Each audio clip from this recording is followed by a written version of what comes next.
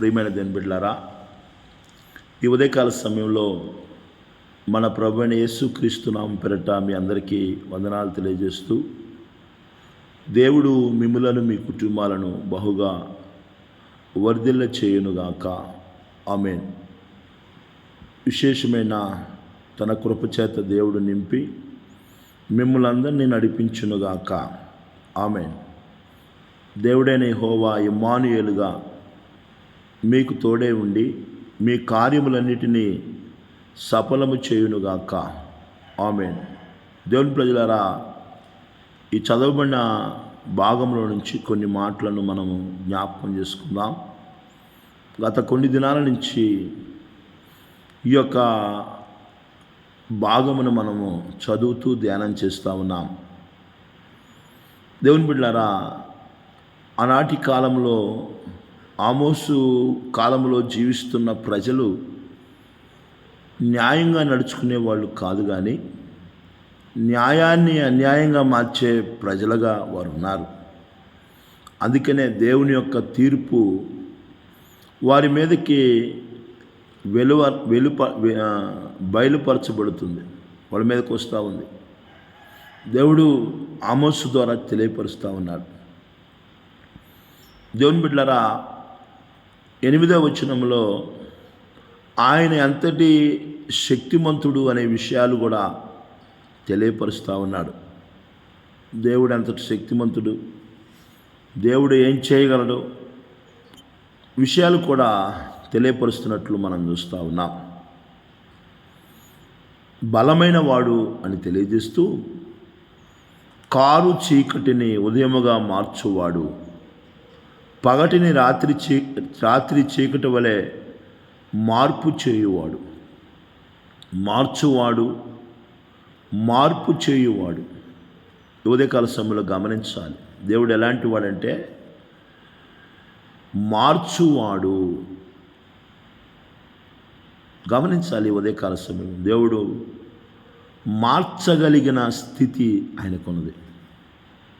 ఎలా మార్చగలడంటే, ఏమీ లేని వ్యక్తులను అన్నీ ఉన్న వ్యక్తులుగా మార్చగలడు, అన్నీ ఉన్న వారిని ఏమీ లేని వ్యక్తులుగా మార్చగలడు. గమనించగలుగుతున్నావా? ఉదయకాల సమయంలో బలవంతులను బలహీనులుగా మార్చగలడు, బలహీనులను బలవంతులుగా మార్చగలడు. గొప్పవారిని నేల మీద కూర్చోబెట్టగలడు, దరిద్రులను సింహాసనం మీద కూర్చోబెట్టగలడు. అలాంటి మార్చువాడు, మార్పు చేయగలిగిన వాడు ఆయన. ఆయనకి అసాధ్యమైనది ఏదీ లేదు అనే విషయాన్ని మనం గమనించాలి. దేవుడు ఆయన పరిస్థితులన్నిటిని కూడా మార్చగలిగిన దేవుడు. ఉదయకాల సమయంలో గమనించండి, ప్రభువుని వెంబడిస్తున్న నీ జీవితంలో అంధకారమైన జీవితాన్ని వెలుగుమయంగా మార్చగలడు, వెలుగుతో నింపబడిన జీవితాలను చీకటమయంగా మార్చగలడు. ప్రభువైన యేసుక్రీస్తు వారు ఈ లోకానికి ఎందుకు వచ్చాడంటే, చీకటితో నింపబడిన ఈ లోకమును వెలుగుమయముగా మార్చుట కొరకే ఈ లోకానికి వచ్చాడు.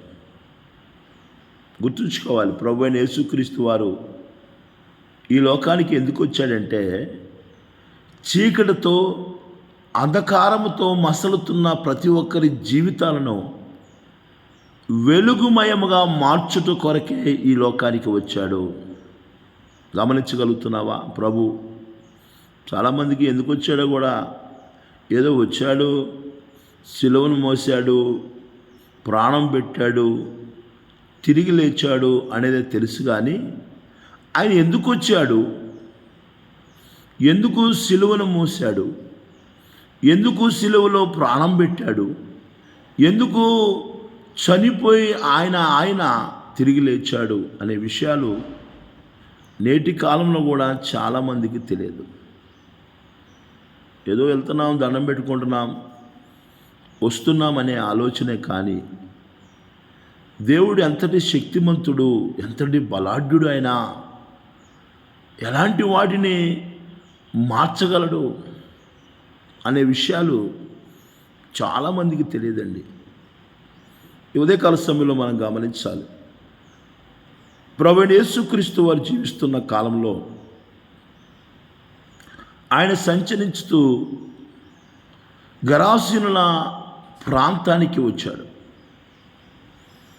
గరాసీను ప్రాంతంలో ఆయన రాగానే సమాధుల్లో నుండి ఒకడు పరిగెత్తుకుని వచ్చి, యేసు, సర్వోన్నతుడైన దేవుని కుమారుడా, మాతో నీకేమి పని అని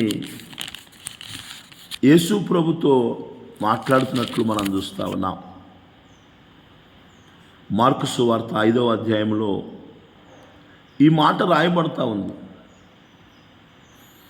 6వ వచనం మనం చూసినట్లయితే, వాడు దూరముగా నుండి యేసుని చూచి పరుగెత్తుకుని వచ్చి ఆయనకు నమస్కారం చేసి, యేసు, సర్వోన్నతుడైన దేవుని కుమారుడా, నాతో నీకేమి?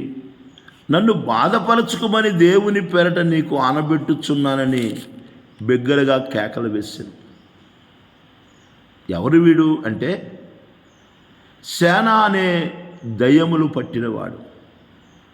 ఎవడు వీడంటే, కుటుంబంతో సంబంధం లేకుండా సమాధుల్లో జీవించేవాడు. ఎవడు వీడు అంటే, సమాధుల్లో కేకలు పెట్టుచు తిరుగుతున్నవాడు. సమాధుల్లో రాళ్ళు తీసుకొని తను తాను గాయపరుచుకుంటున్న వ్యక్తి ఈ వ్యక్తి. బట్టలు లేని వ్యక్తి ఈ వ్యక్తి. ఎంతోమంది పట్టుకుని వీడిని బట్టలేద్దామని చూశారు, వాటన్నిటిని కూడా చించి వేసుకున్నాడు.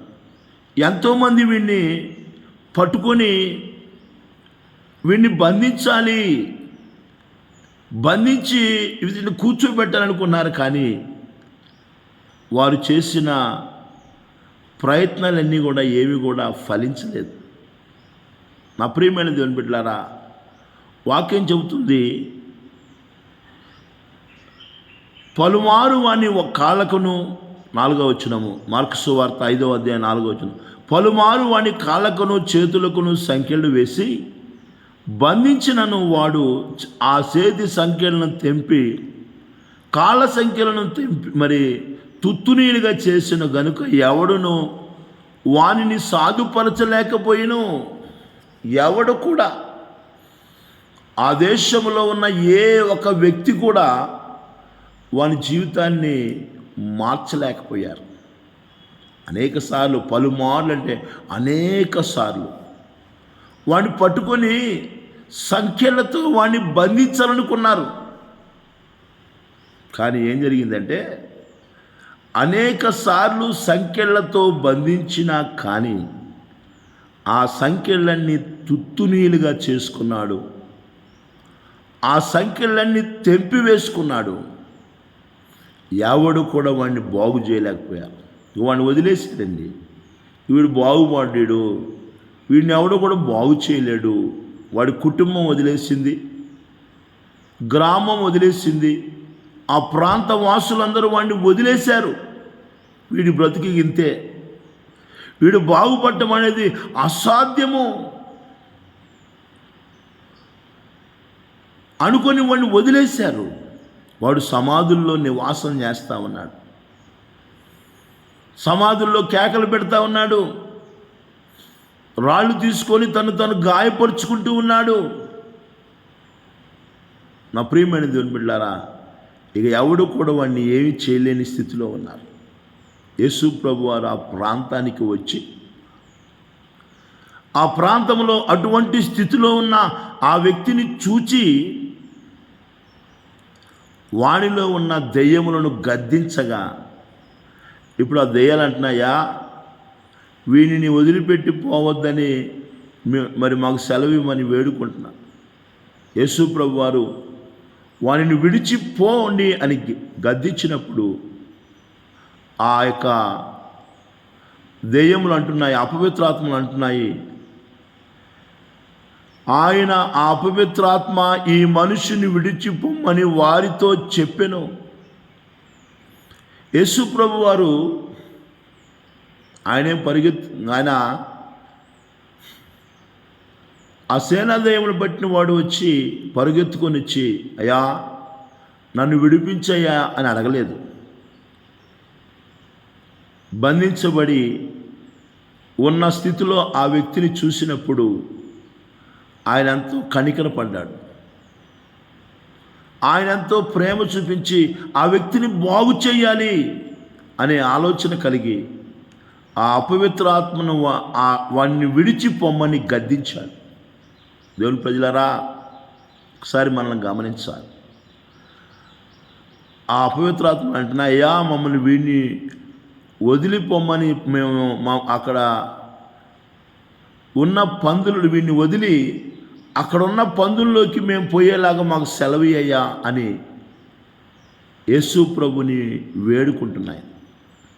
వెంటనే ఆయన అన్నాడు, పొండని చెప్పగానే ఆ మనుషుని విడిచి ఆ ప్రాంతంలో ఉన్న పందుల గుంపులోనికి పోయి దాదాపు 2000 పందులు ఆ అపవిత్రాత్మలు వాటిలోకి వెళ్ళటం ద్వారా అవన్నీ కూడా అక్కడున్న సముద్రంలోనికి వెళ్ళిపోయి ఊపిరి ఆడక చచ్చిపోయినట్లు మనం చూస్తూ ఉన్నాం.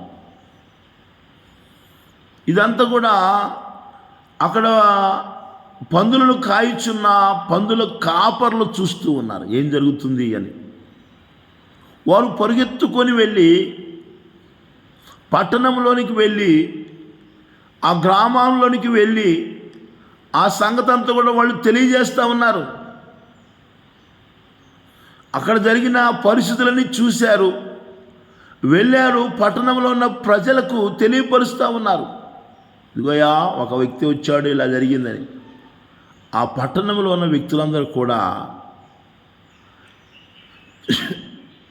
చూడండి 15వ వచనంలో, జనులు ఆ జరిగినది చూడవెళ్ళి యేసునొద్దకు వచ్చి సేన అని దయ్యములు పట్టిన వాడు బట్టలు ధరించుకుని స్వస్థతిచ్చుడై ఉన్నట్టు కూర్చునుట చూచి భయపడిరి. దేవుని బిడ్డలారా, పందులు కాపర్లు వెళ్ళారు. పందులు కాపర్లు వెళ్ళి గ్రామంలో పట్టణంలో జరిగిన సంగతులన్నీ తెలియపరిచారు. అక్కడున్న ప్రజలందరూ ఆ మాటలు విని జరిగింది ఏంటో చూద్దామని చెప్పేసి బయలుదేరి వచ్చినప్పుడు వాళ్ళు చూస్తున్న పరిస్థితులు ఏంటంటే, ఆ సేన అనే దయ్యములు పట్టినవాడు స్వస్థచిత్తుడై బట్టలు ధరించి యేసు పాదముల దగ్గర ఉన్నాడండి, కూర్చునుట. ధరించుకొని స్వస్థచిత్తుడై కూర్చుని ఉండుట చూచి భయపడిరి. ఏం చూస్తున్నారు వాళ్ళు అంటే, సేన అనే దయ్యములు పట్టిన వ్యక్తి జీవితంలో కలిగిన గొప్ప మార్పు చూస్తూ ఉన్నారు.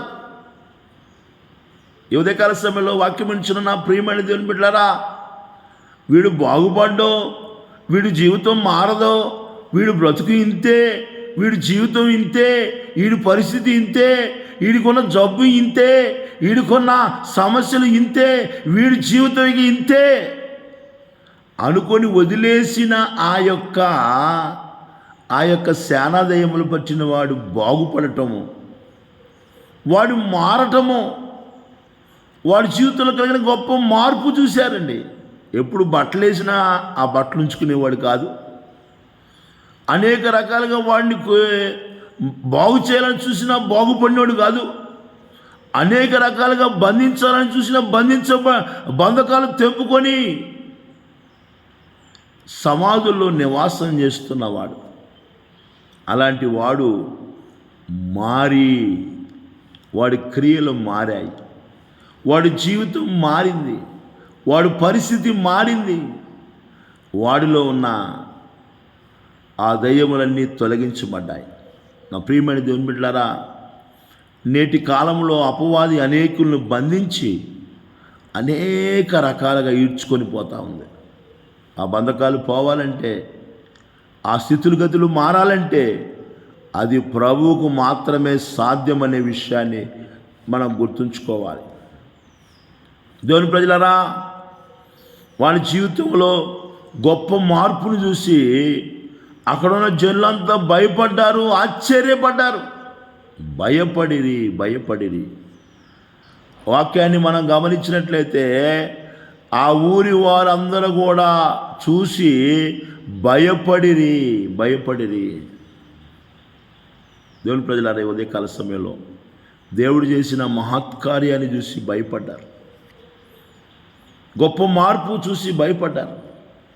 ఎంత గొప్ప మార్పు! బ్రతుకులో, జీవితంలో ఎవడు కూడా బాగు చేయలేని వాణ్ణి, ఎవడు కూడా మార్చలేని వాణ్ణి ప్రభువు మార్చివేశాడు. ఈ ఉదయకాల సమయంలో గమనించగలుగుతున్నావా? సేన అనే దెయ్యములు పట్టిన వాణ్ణి ఏ ఒక్క వ్యక్తి కూడా మార్చలేకపోయారు. ప్రభు వాడి జీవితాన్ని మార్చాడు. ఈ ఉదయకాల సమయంలో వాక్యం వినుచున్న నా ప్రియమైన దేవుని బిడ్డలారా, ఇక వీడి జీవితం ఇంతే, ఈ కుటుంబం ఇంతే, ఈ బ్రతుకులు ఇంతే, ఈ వ్యాధి ఇంతే, ఈ సమస్యలు ఇంతే, ఇక వీటిలో నుంచి మారటం అనేది అసాధ్యం అనుకుంటూ నిరుత్సాహపడుతున్నావేమో, కృంగిపోతూ ఉన్నావేమో, బలహీనపడుతూ ఉన్నావేమో. నా ప్రభువు ఎలాంటి పరిస్థితులైనా మార్చగలటకు సమర్థుడైనా. గమనించగలుగుతున్నావా? ఈ ఉదయకాల సమయంలో ఎలాంటి స్థితిగతులైనా మార్చడానికి సమర్థుడైనా.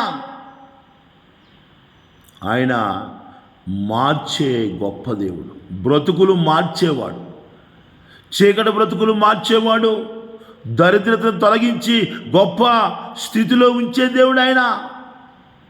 కనుక ఆయన యొద్దకు మనం వచ్చినప్పుడు నిశ్చయంగా దేవుడు మన జీవితాల్లో గొప్ప మార్పును, నీవు ఏ మార్పు కావాలని ఎదురు చూస్తున్నావో అట్టి మార్పు ఒకవేళ మనుషుల వల్ల కావట్లేదేమో, అధికారుల వల్ల కావట్లేదేమో, కుటుంబీకుల వల్ల కావట్లేదేమో, బంధువుల వల్ల కావటం లేదేమో, నా ప్రభు వల్ల సమస్తమును సాధ్యమనే విషయాన్ని గుర్తుంచుకొని ఆయన యొద్దకు మనం వచ్చినప్పుడు నిశ్చయముగా ఆయన ద్వారా మన జీవితంలో గొప్ప మార్పు కలుగు చేయగలడు. అటువంటి కృపను, ధన్యతను ప్రభు ప్రతి బిడ్డకు దయచేయునుగాక. దేవుడి కొద్ది మాటలు మనందరి వినికిడిలో దీవించునుగాక. ఆమేన్.